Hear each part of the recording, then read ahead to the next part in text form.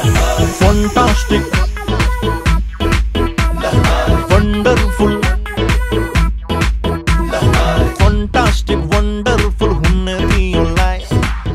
Dernière journée à Katmandou, il est bientôt 9 h. J'ai décidé d'aller sur la terrasse de l'hôtel pour aller faire voler le drone. Pas plus de 10 minutes pour éviter de me faire choper puisque c'est complètement interdit de faire voler le drone ici au Népal. Le drone est prêt, on y va, je vous emmène.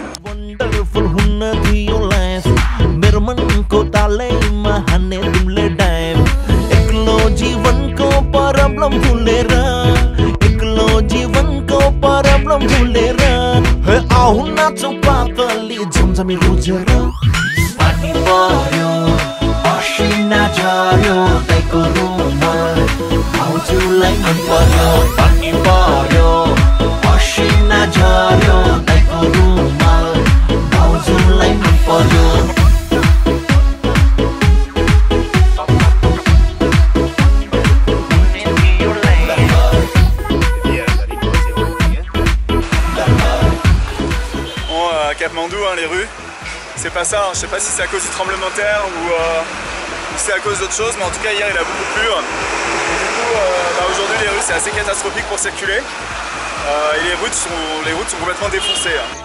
On vient d'arriver sur un monument important à Katmandou, c'est là derrière moi la plus grande stupa, une des plus grandes stupas au monde. Elle est impressionnante cette stupa.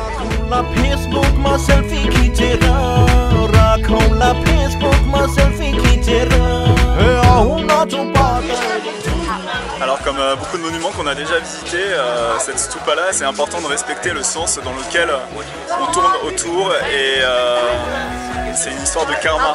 En fait si on va dans ce sens là on est dans le sens du karma et donc c'est pas que ça porte bonheur mais enfin bon la prière se fait en tournant dans ce sens là et si on le fait dans l'autre sens par contre on casse le karma et c'est très mauvais.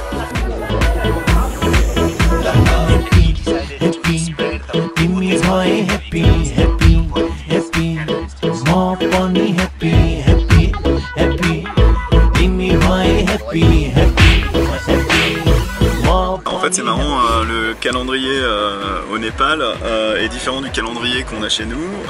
Donc eux ils sont en 2074 et il faut soustraire à chaque fois qu'ils font, pour eux c'est pas du tout évident, à chaque fois qu'ils doivent faire des calculs ils sont obligés de soustraire, je sais pas combien ça fait, un certain chiffre, pour retomber sur le calendrier qu'ils disent être le calendrier anglais, enfin le calendrier international.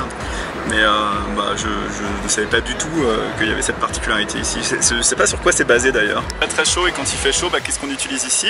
Hop, un parapluie. Le parapluie dans les pays d'Asie, du sud-est et dans les pays où il fait très chaud, finalement ça marche très bien, c'est hyper agréable d'avoir le parapluie.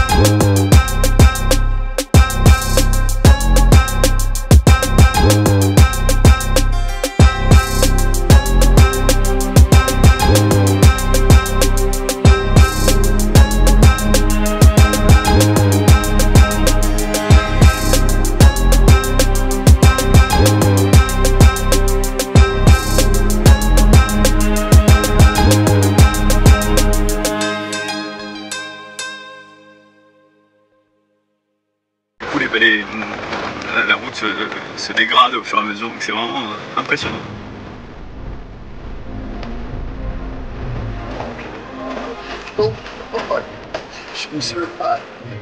On est en train de visiter un temple qui est placé tout en haut d'une montagne. Là on est au sommet du temple. En haut il y a une stupa, donc la stupa je vous ai expliqué c'est un monument religieux.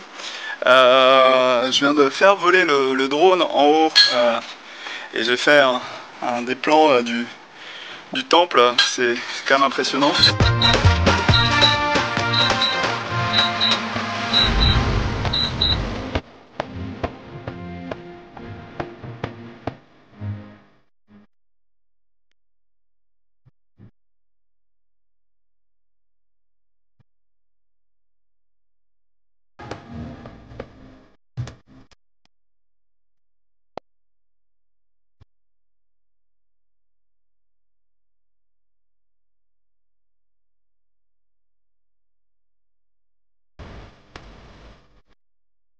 Maintenant, vous reconnaissez, hein, besoin de vous expliquer, c'est des stupas. Stupa, stupa, stupa, stupa. Voilà, bon, fin de la journée, ici en dehors de Katmandou, au Népal. La visite du temple était quand même assez chouette. Hein. On a un petit peu discuté avec les moines.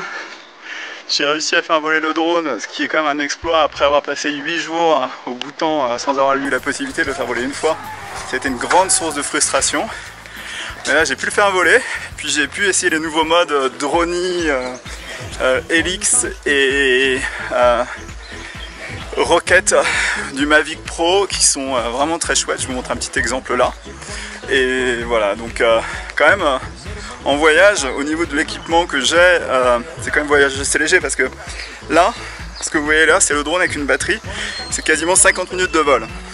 L'appareil photo, c'est celui que j'utilise pour faire les photos.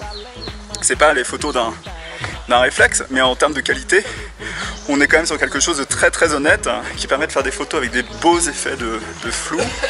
Dans l'ensemble, je trouve quand même que en termes de compromis, encombrement, qualité-prix, je vous conseille quand même le DJI Mavic Pro, qui reste à mon avis le meilleur drone du marché pour le moment.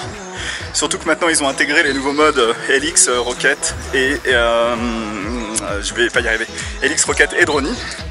L'appareil photo, ce que j'utilise, c'est un Canon ici, Canon G7X Mark II, qui a l'avantage de pouvoir être rechargé sur le port micro USB, ce qui permet d'éviter de transporter un chargeur d'appareil photo en plus du chargeur de l'ordinateur et de tous les autres chargeurs dont on a besoin quand on est en voyage. Donc dans l'ensemble, l'idée c'est quand même quand on voyage, c'est d'avoir un maximum d'équipement dans un minimum d'encombrement. Et moi ce que j'essaie de faire le plus possible, c'est d'avoir vraiment très peu de chargeurs parce que je trouve que c'est vraiment le plus chiant, c'est de collecter les chargeurs et puis d'être emmerdé sans savoir vraiment comment gérer tout ça. Bon voilà, la journée se finit, je vous montre une dernière vue d'en haut de là où se trouve le temple. Et je vous dis à très vite. En attendant, si vous aimez la vidéo, je veux bien que vous mettiez un petit pouce. Si vous n'êtes pas encore abonné à la chaîne, je veux bien que vous vous abonniez à la chaîne pour faire augmenter légèrement le nombre d'abonnés parce que pour le moment c'est pas ça encore. Et je vous dis à très vite et à très bientôt pour de nouvelles aventures sur Benji Around the World.